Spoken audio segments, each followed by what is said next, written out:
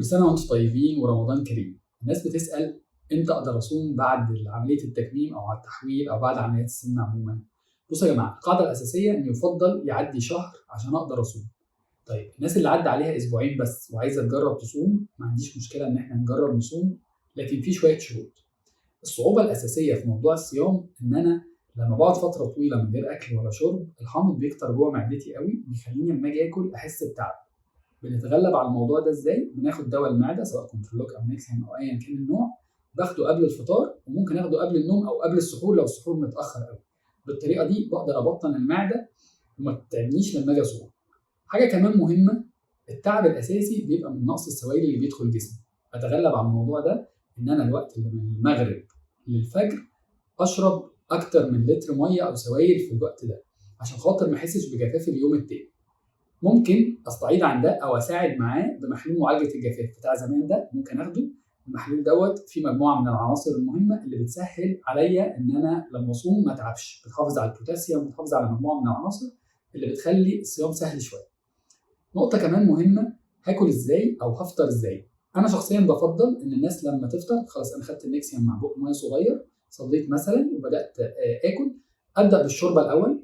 أنا مش بفضل، هو مش غلط إن أنت تبدأ ده، يعني في ناس تبدأ تمراية مثلا، لكن أنا بفضل إنك تبدأ بالشوربة، هي بتبقى أهدى على المعدة شوية حتى لو حبة شوربة صغيرين، وبعدها أبتدي آكل.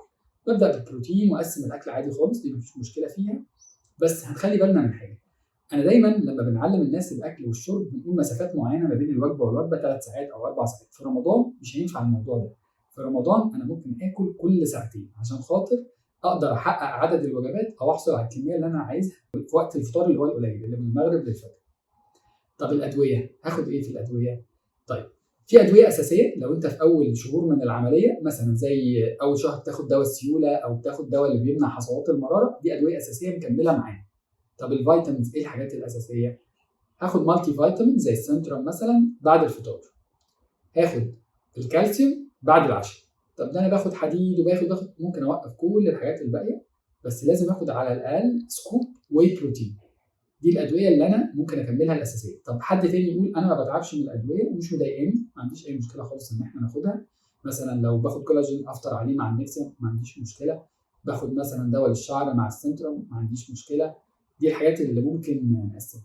لما بنعمل كده بنقدر نصوم. طب امتى ما اصومش؟ يعني ايه اللي لو حصل اعرف ان انا المفروض ما اصومش؟ لو بعد الشر بدا يجي لي اعراض مغص كلوي، وجع في دماغي قوي، دوخه شديده قوي وممكن توصل للاغماء في اثناء اليوم، طبيعه شغلي مرهقه قوي، الكلام ده كله مش هتقدر تصوم وهتبقى عندك رخصه ان انت تفطر طبيا. طبعا ممكن ترجع لي او ترجع للشيوخ او الكلام ده كله، لكن في الاغلب ان ده هيبقى من الحاجات اللي هتصعب الموضوع ده.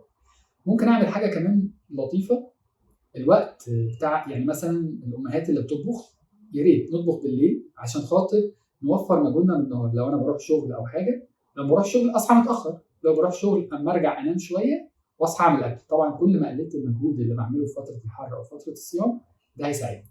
كل سنه وانتم طيبين ورمضان كريم، ويا رب كلكم مخسين وبصحه وعلى خير يا رب.